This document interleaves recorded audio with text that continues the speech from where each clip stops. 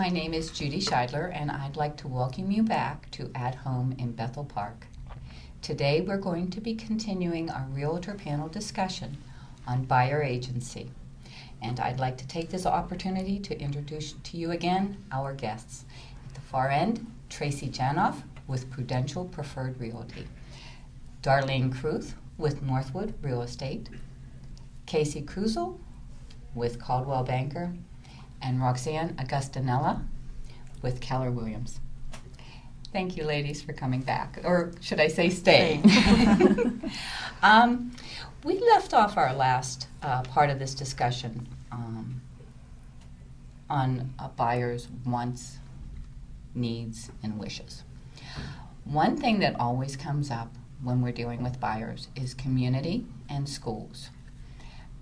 Pennsylvania and federal law is very strict with us about how we can approach these subjects because our own personal feelings about a school district or a community can never be a part of our buyer's decision. Yet our buyers look to us for advice and guidance. I know you all have an opinion, so we're just going to start at Tracy, and we're going to work our way down. How do you handle this, Tracy? Because this is very critical. This is quality of life for a lot of people. Yes, it is. And what I do is I send them back to the website, and I tell them to look up, whether it be the school district, crime reports, whatever it is. You know, every community has their own website. So that's about how I handle it because there's nothing else out there. There's newspaper articles and items out there, and, you know, I'll keep some of them for a certain area, but, you know, those get outdated. So I tell them, go to the website, let them do the research on it. Darlene? One of the things that I use, Judy, is the Pittsburgh Business Times, local newspaper here in town, publishes an annual school ranking guide. And it encompasses all of southwestern Pennsylvania, including the private schools. And I usually use that publication from year to year. I'll renew it. I take it out to my open houses, and I let the buyers that are coming in the door see where the district is ranked, you know, by an independent third party, and how consistent they've been, because they always give you the previous year's ranking as well to see if they've stayed steady. And I also give that to my buyers that I'm working with if they want to find out what the school district, you know, has to offer. Absolutely. Casey, what about you? I think getting inside the community is the most important. So if you live your life because you have children as a parent, we can make arrangements for them to tour the schools. Schools are fabulous about doing that. Or are you one of those people that, you know, you go to Starbucks every day and you work there? Then I could show you where that is, and we can make sure that you are a good fit within the community, because it's very apparent. You know, go to Giant Eagle and see the people that you're going to be interacting with. And you know, again, the internet, fabulous as far as getting statistics and things that are important. But if if you don't have children, then let's see where we could take you so you could partake in the community and see if you're a good mesh. What about you, Roxanne? Yeah, I agree. The website's another good one is a Dun & Bradstreet website my buyers have loved. It's www.schoolmatters.com, and there's a link on my website to that website. But that is it lists, you can rank actually up to 3 different schools, elementary, high school. It does class sizes. The buyers, you know, what their needs or wants are, they have to determine what the right school is for them. Yeah. When I've been out showing houses to buyers, and even with GPS, I still make wrong turns. Because I'm talking too much. Yes. And sometimes we'll find ourselves in an area that was unexpected by the buyer. Maybe it's more industrialized than they had wanted. When they give you that kind of clue, do you feel that it's appropriate to alter your search for them? If you're driving through a neighborhood and they say, I would prefer to not be this close to a ball field that makes too much noise. The fire station is over here. I didn't want an industrial plant behind me. Do you feel that you're able to alter a search without guiding them at that point when they're giving you specific direction? You know, it's a tough question for all of us. That is a tough question because we all do face that. I don't think that a lot of people realize that realtors have strict guidelines they must operate under for the benefit of sellers and buyers. It's not our job to choose your community. It's not our job to choose your school district. It's not our job to determine whether or not the industrial plant down the street is too close to the home. Buyers must do their own homework. We can guide you towards places where you'll get your information to help you make informed decisions. But as realtors, we cannot make those decisions for you. So we're not being invasive when we say, I really don't know about that school district. We probably do. We just don't know what your needs are, and we can't make that judgment for you. You have to make that judgment for yourselves. And I know that I've gotten that blank look from buyers, like, come on. You can tell me. It's okay. You can just tell me, like, I have heard that so many times. And I do say, I'm sorry, I really can't, because you need to be sure this is the community that's going to fit your life. So, and I just think it's important that buyers understand that we are legally bound by that constraint. And you're all right. You all have great resources for the buyers to go to. So let's say this buyer has done their homework and they've toured the neighborhood, they found the school, the community, and the house that they want. And now they're going to make an offer. And you sit down with all the paperwork and you start on page 1 of the 10-page contract, which is straight contract. And then after the 10 pages, you have 7 pages of notices. Then you have your lead disclosures, you have your dual agency disclosure, you now have your mineral rights disclosure, you have your contingencies for inspections, appraisals, and everything else. How do you start explaining all this paperwork when all they want to do is buy a house? Come on, go ahead, Darlene. Well, it's a process. I actually start by giving them a copy of the sales agreement in advance, a blank copy of the sales agreement, and say, you know, at your leisure, read through this so that you become familiar with all the choices that you're going to have to make if and when you do want to put an offer in. Because a lot of times there'll be a sense of urgency when it is time to put that offer in, and you don't really, while you want to take the time, you know, to sit there and read it word for word, line for line, you know that you don't have that kind of time. So I try to get them to take a peek at it, you know, before we even sit down at the table to draft the offer. And then I will paraphrase as we go through, you know, section by section, topic by topic, assuming they've had a preview of it in advance. Roxanne, how do you handle that? Yeah, it is a process, but that's what they are hiring us to do as a professional, is to provide that guidance and to explain that contract. That's a legally bound contract, so they have to know. They have to know the major points, and they have to know what they are signing. Absolutely. Now, in the new contract, in the new sales agreements, we now have to sign off not just the lead disclosure signed, and FHA now requires a new lead disclosure, but there's on page 10 they also have to sign that they've received the lead disclosure. Most people new first-time home buyers don't even have a clue what we're talking about when we say lead 1978. Has anybody ever that you worked with ever requested lead testing as part of their contract? No, but I've actually had a seller admit that she knew there was lead-based paint in the house. On her disclosure? Mm-hmm. Okay. Yes. Okay. Yes.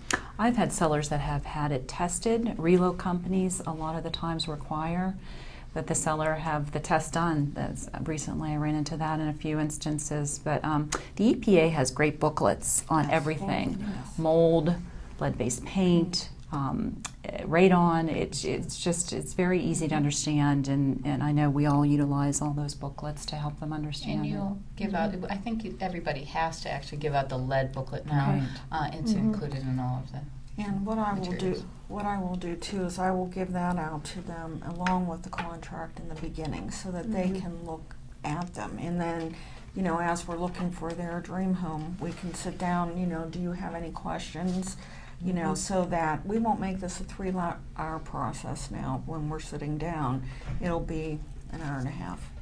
And, you know, this way they'll have some of the questions, so that when you're going over everything, they'll already know a little bit of it. I would say whenever I go over the contract, it's almost easier because you're sitting down with a buyer and you're showing them how protected they are throughout this process because of our professionalism as realtors. So we're going over and saying, first step, is going to be for us to negotiate the price, and then we're going to double check with the home inspection and have that 10-day, maybe even 15-day window. And I feel like, yes, it is a process, but typically that hour and a half, everybody feels so much more comfortable. I can't imagine them sitting down saying, this is how much I want the house, and walking away, and how uncomfortable that would feel. Mm-hmm. But typically, those time parameters of, you have the mortgage commitment and it's so many days out, 2 weeks prior to closing. And every time I've written up an offer, I feel like there's just that sense of relax almost. Because it's a huge investment that they're purchasing. But once you go over that contract, yes, it's wordy, but you really sitting down through there have just a good sense of feeling. When you're helping your buyer find a price point, how many properties do you use as your CMA? How many do you sample around the area? I mean, some communities there could be 100, others there could be 2. I think it's also more timing, as many that are available, but appraisers are looking 3 months out, no more than 6 months, I'm told. Sometimes they go out a year. So really, the closer to the time frame you can pull in terms of comps, other sales, the better. But as many as are available, really, as much information as you can give them. I agree. So as many as are available, you would include in the CMA? That are comparable to their in subject. that time frame. Right. And do you ever find that working in Allegheny County, do you ever find that actually the comps for the Allegheny County website are actually comps? They're not. They're not. They're not. They're But not. when you're working with buyers and they go out on the county website and they start looking at the comps, your job has just been multiplied because they're not comps. Right. Yeah, totally Yeah, different. not to mention that, but some of the websites, that, especially Zillow, the Z estimates that are out there, As estimates. they think that is an accurate estimate. And there's so many variables, and that's why we, as the experts in the marketplace, they should look towards us. There's a lot of good information on the internet, but the local specific information that's why we're working with them. There's a property that's for bid. In fact, the auction is closing today, and I have a buyer who's interested in that property. And she looked at it, and it sold for X amount of dollars. We'll say $150,000. The last time it changed hands 2 years ago. The Zestimate on it was $270,000. So we're doing an auction bid on a property, and she thinks she's getting this deal, and I had to pull a CMA and sit down and explain to them why this is just not so. I don't understand where Zillow gets these figures from. I mean, that's just a total perplexing problem to me. I'll go on the other side of it. I have buyers who are coming up from Florida, and the Florida market right now, what's happening is, it was $400,000 house, now it's worth $100,000. And I have very old friends of mine, and I have to sit down with them, and they're like, oh, we only want to do REOs or corporate listings or foreclosures. And I'm like, the foreclosures here and the foreclosures in Florida are 2 different things. The other thing that they said to me was pull, the fair market value, on the houses. And I have the job of letting them know that what the Allegheny County website says and what the fair market value of the houses are 2 different things. So that's going to be very interesting next Thursday to encompass all of this, because they're heavily into the Florida market where, their house that they bought 6 years ago was worth $300,000, and now it's worth $100,000. So, So when we're structuring these offers with the buyers, we have to take into account the properties in the neighborhood. But another thing we take into account is buyers who need seller assist, and this is buyers who want seller assist and buyers who need seller assist. They're 2 completely different animals. So let's just talk about the ones that need it, where we really do have to negotiate this in a contract. And there's a very fine line for the sellers. Sometimes we know it's a short sale. Sometimes we know that the seller has to make X amount of dollars. Do you ever talk to a buyer about, the seller's not going to be able to handle this, or maybe you need to look at other properties? Once we start with the contract. Did you smile? I think seller's assist to me is just normal anymore. I mean, I very rarely write contracts anymore without seller's assist. So, you know, I think it's almost more that we need to educate the sellers as to what seller's assist are, because buyers, in talking to their mortgage rep, know that this is what they need, and it's something they don't even think about anymore. Or at least in, you know, a majority of the deals that I've worked with, it's something very, again, maybe it's just my buyers, because I work with a lot of first-time home buyers, but the majority of them always need seller's assist. Then there's going to be a certain percentage of the market that they're just not going to be able to make an offer on. Absolutely. And I think that the sellers, when they're being educated on seller's assistance, there's some out there that just, you know, I'm not paying for the seller's closing costs. So I think that we have to, you know, let the buyers know that, you know, some of them will say, well, go ahead and add it to the price. What we have to look at right now is, will the house appraise? Will the house appraise? Right. Will the house appraise? And that is crucial. Will the house appraise? Has everybody run into a property that didn't appraise? Absolutely. Absolutely. Yes. Yeah. And the sellers, you know, sellers have an expectation once they get an offer, and the offer's for $200,000, and the house only appraises at $170,000, and the sellers are now faced with this. Well, get another appraisal, because obviously this guy's wrong. And your buyer is definitely looking to buy this house that he's in love with, and all of a sudden he's thinking, I'm going to get this for $170,000. How do you handle that? Yeah. Well, you know, something to point out, we are not appraisers. I don't think any of us are appraisers. So when we provide comps, it is our best judgment, you know, in terms of where the buyer should bring the offer. But with the mortgage meltdown 2 years ago plus now, they have cracked down on the appraisers, so they are tighter on, the appraisers are coming in with tighter values, meaning more conservative values, and that they are only at the mercy of what the government is dictating, because they don't want to go through another mortgage crisis like we had a couple years ago. So it is important to point out when you know, about the issue that the property does have to appraise for the purchase price. Two different really things there. So. I can actually count on one hand how many properties have overappraised as opposed to underappraised. I actually think I've only ever, in the last 4 years, only had one property. I just had one this overappraised. week, much to my surprise, and it's a foreclosure that actually overappraised. But on the other side of the coin, too, I also fielded a call from an appraiser this week who was doing an appraisal for somebody else and was looking at something that I had sold. And his first question to me was, I can see that there were seller concessions. Can you tell me, you know, how much seller assistance was involved in the transaction to give him a better feel for, you know, what that house was worth? Sure, because when the appraiser looks at the house for an appraisal value, if somebody's going to buy that house for $135,000, but the seller is actually giving them 6% back, the value of that house is $135,000 less 6%. Right. You know, Correct. that's a very important process, and that's part of the contract process. What we've talked about seems a little difficult, but that's all part of what we do when we get together a contract for a buyer. We talk to buyers about a lot of other things too. We talk to them about inspection contingencies. We talk to them about occupancy contingencies, and we talk to them about survey contingencies. Have any of you ever lost a property or a deal because the property didn't survey? Not survey. I actually did. I actually had a property survey 10 foot back from where the owner said it was, and it made a big difference to the people buying the house. It put them, they perceived their house to be too close to another property, and they walked on that deal. And it's their right. The survey contingency is part of that. The mortgage contingency is part of it too. How do you explain a mortgage contingency to your buyer?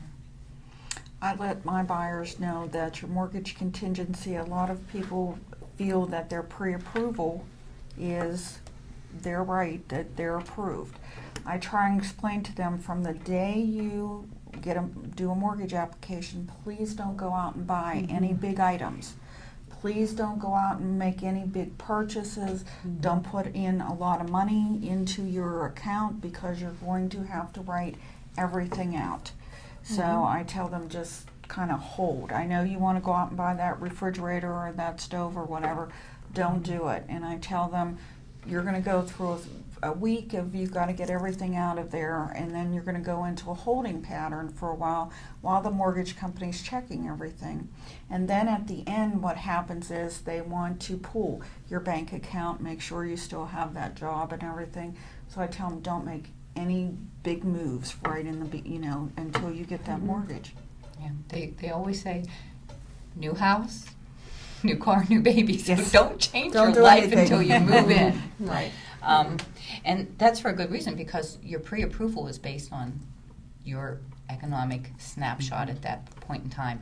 And a month later, when you're getting ready to close, or 60 days later, you don't want that snapshot to be any different, or the banks are going to be asking a lot of questions as to why. One thing that we have in Pennsylvania that a lot of other states don't, and in southwestern Pennsylvania, is mining. And in our contracts, we have a coal clause, which explains to all of the buyers that they may not own the mineral rights under the ground, but in addition, there could be mines under their property. When you see that, do you use that as an opportunity to discuss the mineral rights, Roxanne? Absolutely. Yeah, that's EPA again has a great website. It's the Pennsylvania website that shows all the mines, a map of all the mines. Generally in western Pennsylvania, most areas are undermined. So I always point out during the circle, in the contract where it has the mine subsidence clause, and point out it's would benefit them when they obtain their homeowners to also obtain mine subsidence insurance. I actually make my buyer initial that. I Do you? That's a circle great that idea. That's a line, great idea. and That's a I great make idea. that. There's a couple little things that I highlight in that contract because I want the buyer to know that it's really important. Right. Absolutely. So when we have our contingencies on the contract, and we've cleared appraisal, we've cleared mortgage, what about inspections? How many of you have gotten hung up on inspection contingencies? A lot. A lot. That's really the Lot. biggest hurdle, I think, think in it getting the is. transaction closed, is really getting past that inspection. Right. Yeah, Yeah. Do you, and you all know I see this from both sides of the fence. right. And from both sides of the fence, I see this a lot of times as buyers having unrealistic expectations about the house they're purchasing. As an inspector, because I'm part owner of a home inspection company, and as a real estate agent, it's so important to me that buyers understand that unless you're buying new construction, you're buying used, like a used Right. car. There are things that are going to be worn. There are things that are going to break. There are things that definitely owners should maintain. I mean, you should have a working furnace. You should have a roof that doesn't leak. You should have plumbing that doesn't leak. You should have working, commodes, the whole thing. There's an expectation of livability and quality of life. Do you think that there's an expectation that every item on an inspection report should be addressed? And how do you work? I'm very curious about this. How do you work with your buyer to help them understand the want, the need, the wish? I always counsel the buyers. It's for major health and safety issues, inspection, negotiations, and discussions. Major health and safety issues, radon, so on and so forth. Tree trimming is not a major health and safety issue. Unless it's new construction, there will always be items that need addressed, but it's our jobs as realtors to really focus them in on what's important, in terms of this purchase. Yeah, I'm with Roxanne on that one.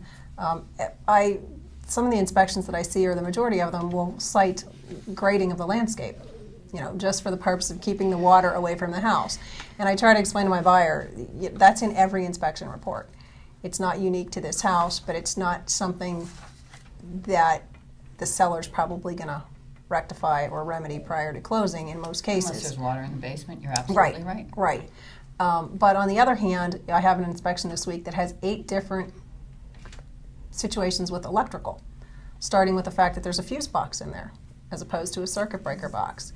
There could be knob and tube wiring in there. which I tell them out of the gate will affect their insurance, their homeowner's insurance, because a lot of insurers will not insure knob and tube wiring any longer, as well as the service on the outside of the house was frayed. So that's a safety issue. And with FHA, they couldn't get the loan. Right, right. And I on the proactive side, when I'm counseling sellers, I look at the house from that perspective. And I say, if you get a conventional buyer in here, the appraiser is going to look for X, Y, and Z. If it's an FHA buyer, they're going to look at A, B, and C.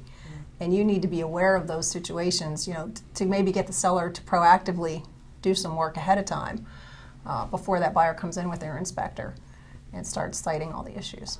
Absolutely. Because, you know, there's a lot of things that are small issues as far as dollar value goes, but they're big issues as far as safety. Right. And you get a home seller, an owner, to take care of a few of the small problems just as part of his home maintenance before he ever has that buyer in.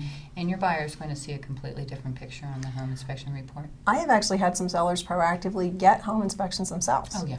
You know, Absolutely. they might not do the pest or the radon, but they'll do the traditional home inspection. Okay. Well, and we see that a lot at the inspection business. We see a lot of inspections done before they even put it on the market, and that's great because then they've taken care of all of the things that need to be addressed. There's so much that we want to cover. I just want to get to a couple things really quick before this ends. How do you get the HUD to your buyers and review the HUD? And who wants to first of all very quickly say what the HUD is? The HUD is a form, and everybody thinks it's an FHA form or something bad. The HUD form is just the costs that are involved in the transaction, and it will break down line by line everything that needs to be in the transaction, whether it be the taxes, how much their loan is, everything that needs to be in there. And the HUD should be gotten 24, 48 hours. What's your comfort zone with a HUD? How As long soon do as you- possible. As 48 hours. As early as possible. Yeah. But by law, I think it's within 24 hours it has to be given to the buyer, within 24 hours. Now, I can tell you it doesn't always happen that way, but that's, you know, the sooner the better, like we said. Sure, and we're the ones on the phone with the closing company going, it's 36 hours, it's Well, 34 hours. You know, Where I had a is the HUD? situation just today. I had a 9 a.m. closing, and my buyer needed to go to her credit union before 4 o'clock yesterday, and it was 2:30, and I didn't have a HUD yet to tell my buyer, you need to go to the credit union and get a check for this amount of money. Certainly, because the It gets to be a HUD, challenge. the HUD includes the total closing costs owed by a seller, owed by a buyer, so that the property can close, and it also includes their final mortgage payment, what it's going to include with their taxes and their PMI. So the state requires that the buyer look at this HUD and have a full knowledge of the conditions and of their loan and their purchase before they even close. And with that, I think we're out of time. But our next show is actually going to be a closing. We're actually going to tape at a closing so everybody can have an idea of how the closing process goes, how the documents transfer from the mortgage company, from the closing company, to the buyers, to the sellers, all the way to getting the keys to the house. So this should be fun and exciting, and we're looking forward to that. We will have information on the website as to which brokerage in the area will be sponsoring this closing, and we'll keep you updated on that. In the meantime, I'd like to take this opportunity to thank Tracy Janoff from Prudential, Darlene Cruz from Northwood, Casey Kuzel from Caldwell Banker, and Roxanne Agustinella from Colorado. Ladies, thank you. It has been a pleasure. Thank you for having us. And thank you for joining us at home in Bethel Park.